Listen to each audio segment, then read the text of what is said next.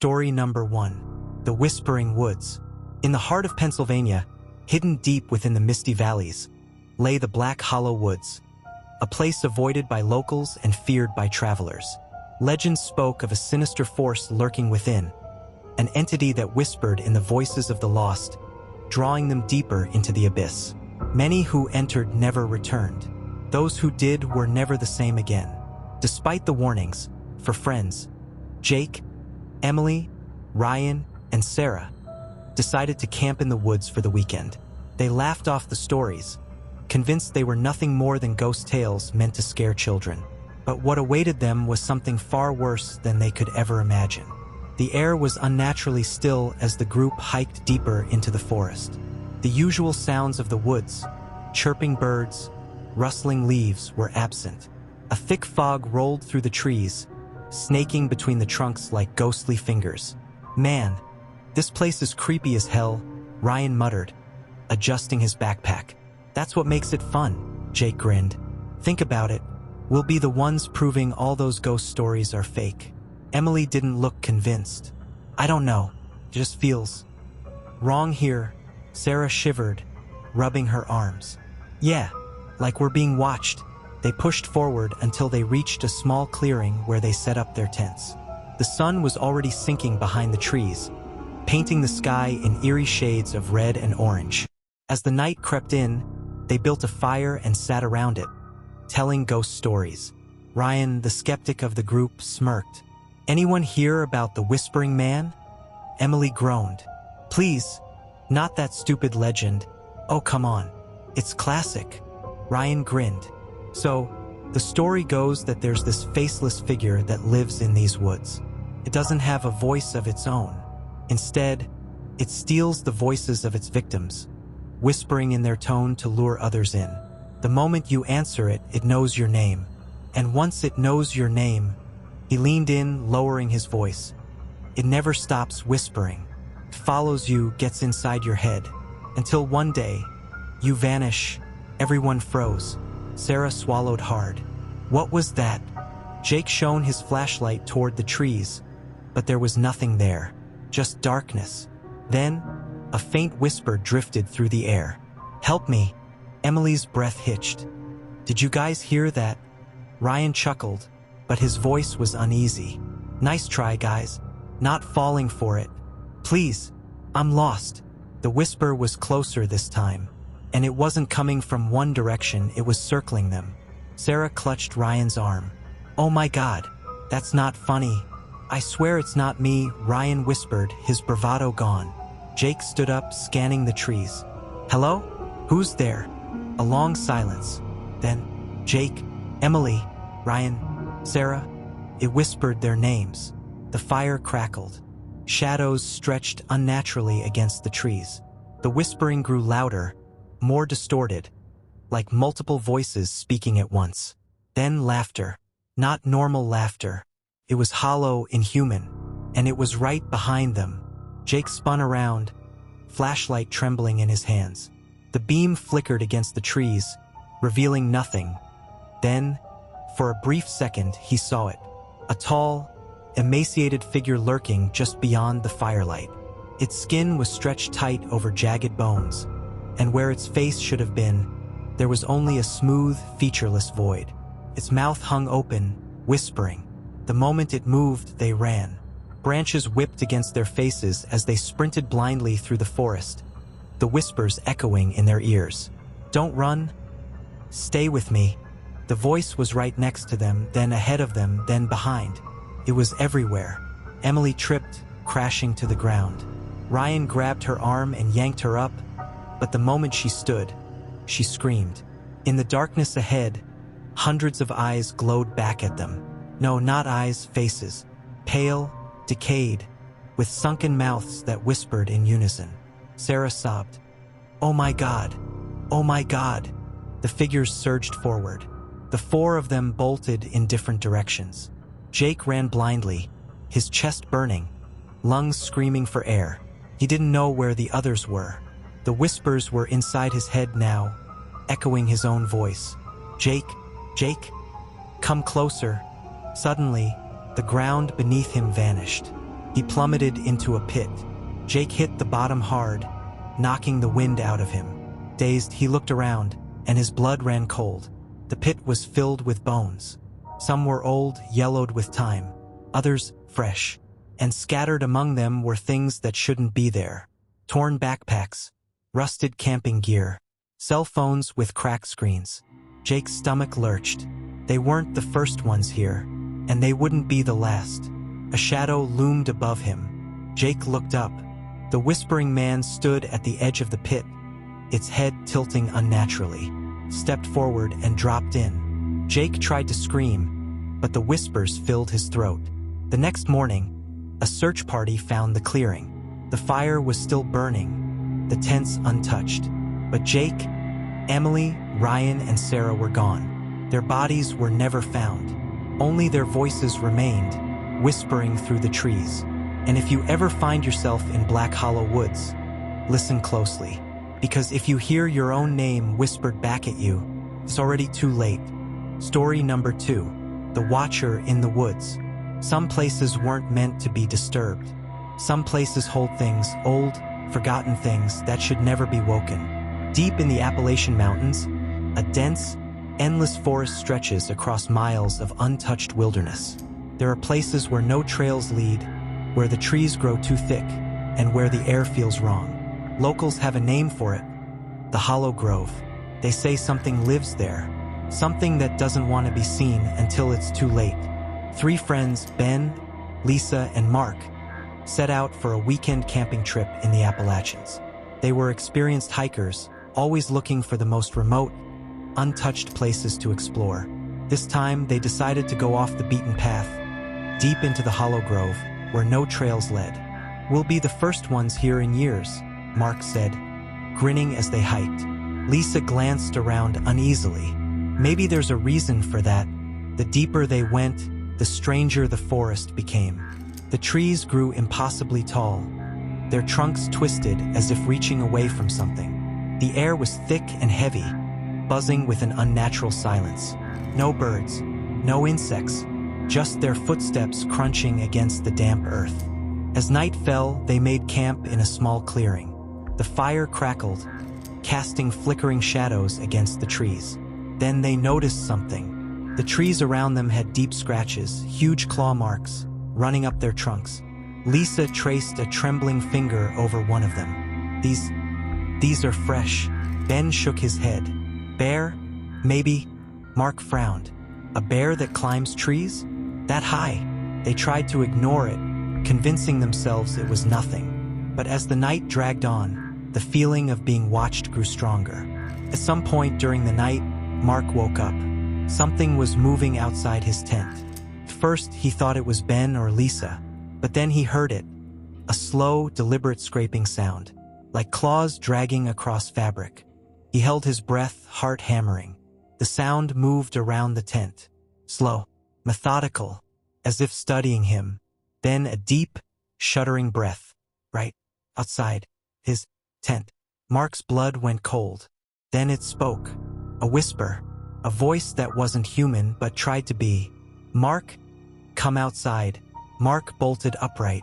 His mind screamed, "Do not move." Silence. Then, his own voice whispered back to him. "Mark, I see you." Terror locked his limbs in place. He squeezed his eyes shut. And then, the presence was gone. He stayed awake the rest of the night, gripping his knife, listening. The next morning, Mark didn't tell the others what had happened. He didn't want them to think he was losing it. But as they packed up their gear, Lisa gasped. "Guys, what the hell?" They turned and froze. Around their campsite in the soft earth were huge footprints. Not human, not animal, something else.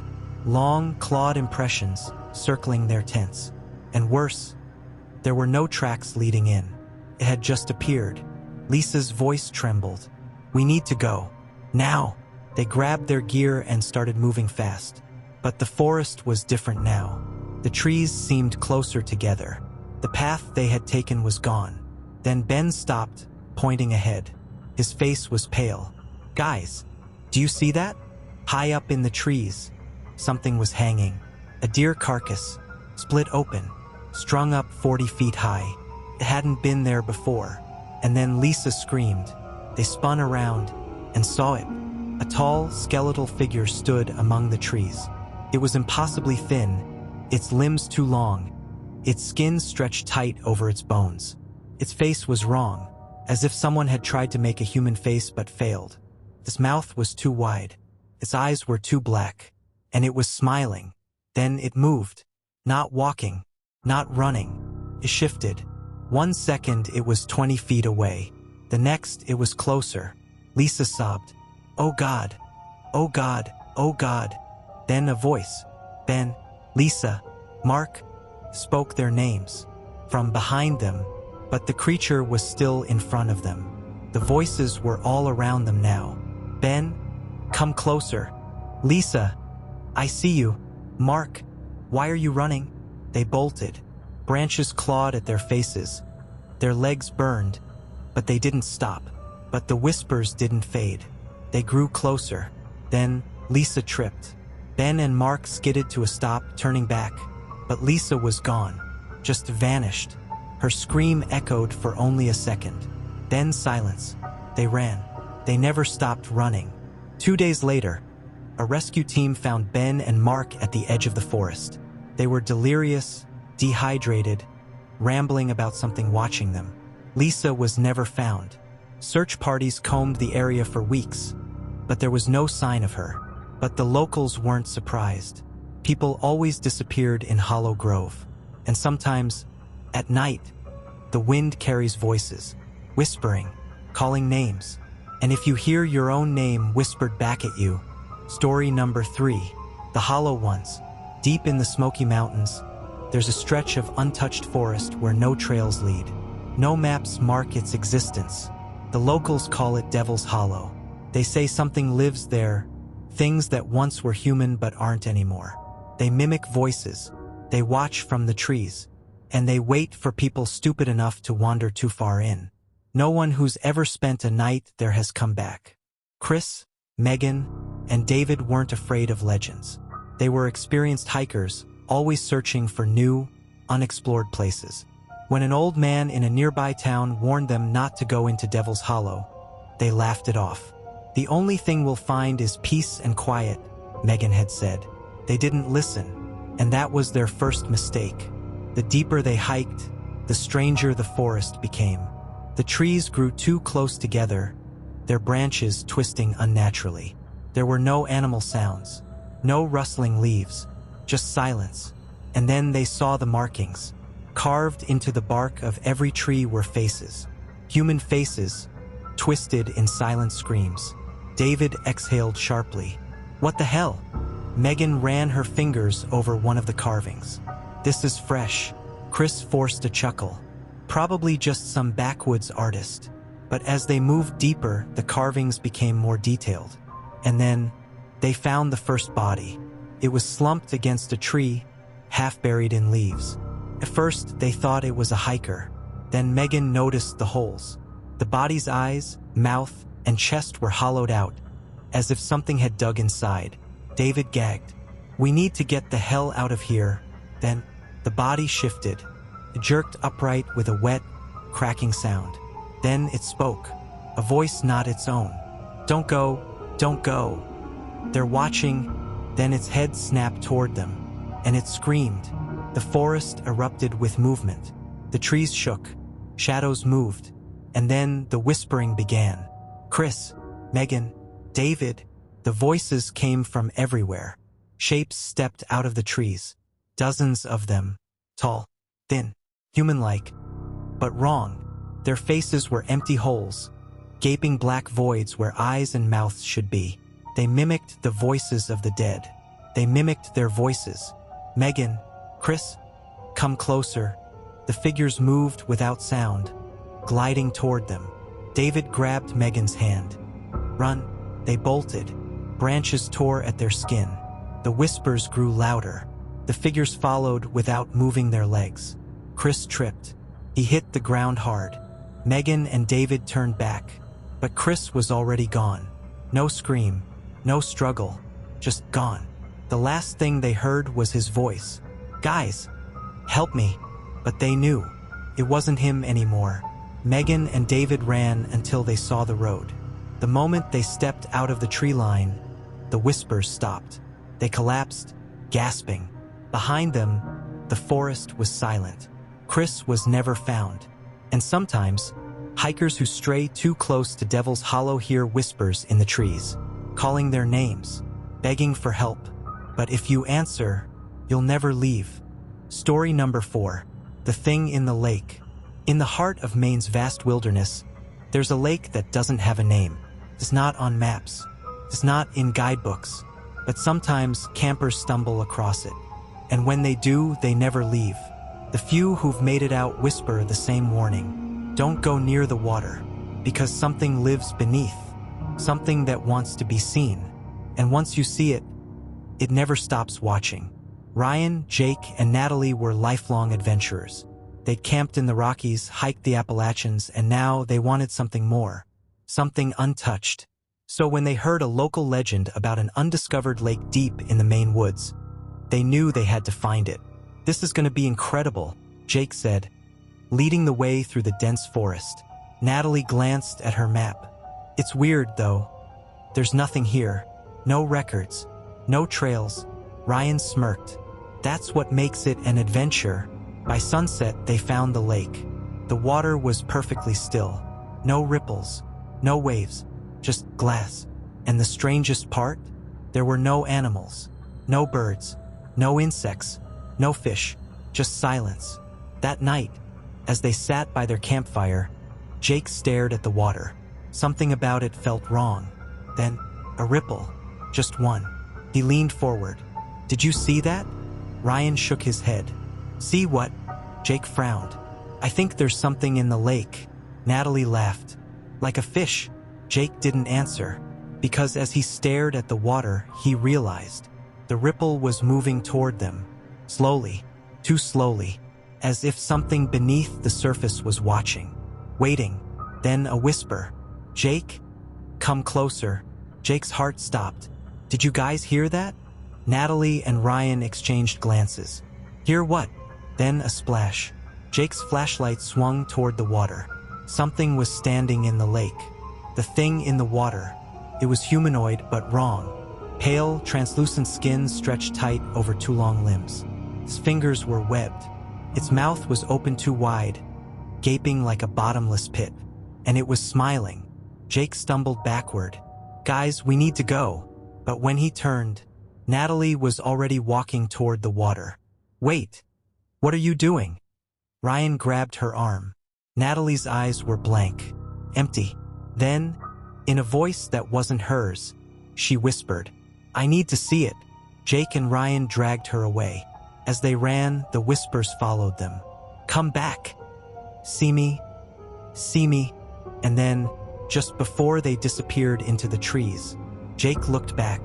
The thing was standing at the shore now, still smiling. And the worst part?